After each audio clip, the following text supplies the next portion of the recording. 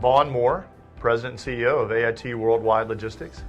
AIT Worldwide Logistics is a transportation company that delivers solutions to supply chain products around the globe. The biggest challenge in my role as President and CEO of a company, particularly of our size, over $500 million, has been keeping the cement wet, is a phrase I always use.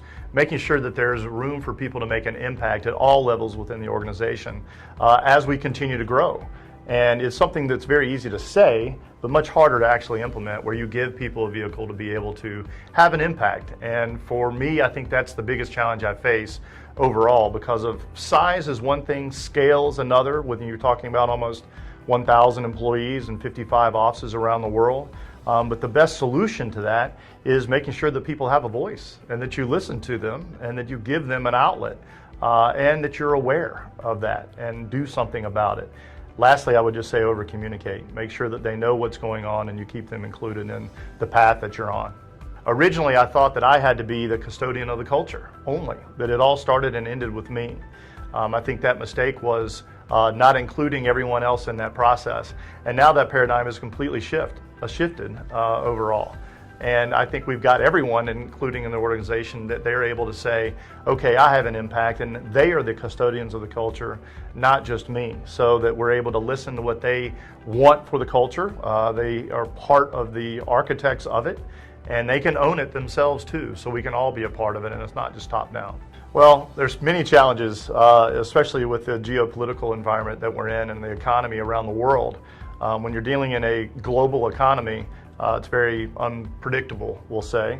But for us, the best thing we can do is make sure that we're being solutions oriented for our client base. So what that means is there's a lot of what ifs, and making sure that we're talking about what all those what ifs could be.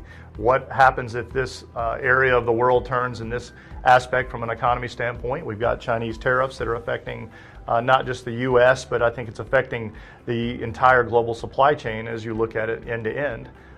So we have to be on top of that and make sure that we're giving solutions to our clients, where we're coming up with all types of avenues to be able to combat the situation and be prepared for whatever comes, and make sure that they're informed on what that would be. The very best business advice I ever received was to never be afraid of hiring someone better than yourself. I've surrounded myself with people that are better than me all around the company, and it has made us a better company. It's made me a better leader. Too often I found people to be intimidated by hiring people that could take their jobs one day and beyond. But I think one of the greatest compliments in life is being able to lift people up and give them an avenue to succeed and achieve their career goals too, because I stand on the shoulders of many people before me, and it's my job to be able to pass that on. And I'm very proud to be able to say that we as a company embody that view.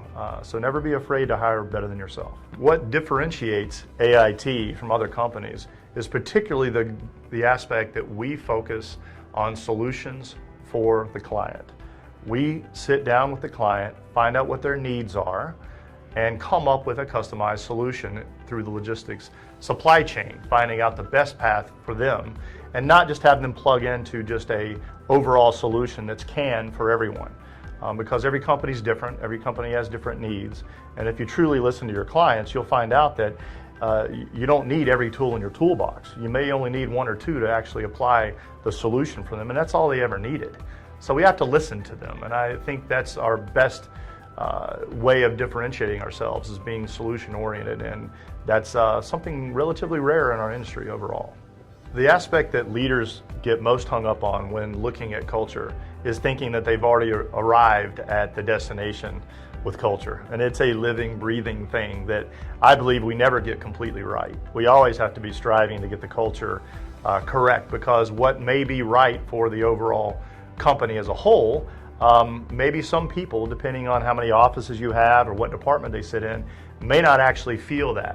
So we have to be self-aware of the fact that we're not reaching every single employee or teammate, as we call them in our organization. So we have to listen. We have to make sure that we're asking and getting feedback, and listen to their concerns, but also give them a voice so that they're heard for what they're looking for, and make sure that it fits in. And maybe they have a better way of doing something. But we never fully get the culture situation completely right. And my advice for leadership is making sure that you listen first and not think that you have everything correct on the culture itself.